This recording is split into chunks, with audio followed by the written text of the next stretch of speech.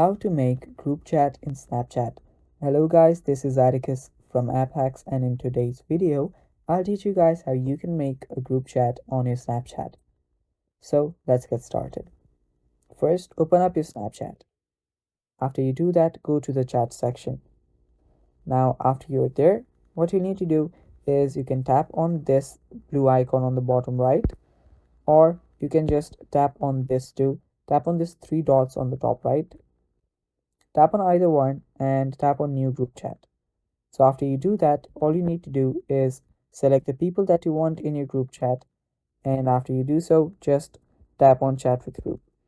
So after you do that, your group will get created and you can even name the group and you can just text them whatever. So yeah, that is basically how you create a group chat on Snapchat, guys. Thanks for watching. Don't forget to like the video. If you have any questions, leave it down in the comment below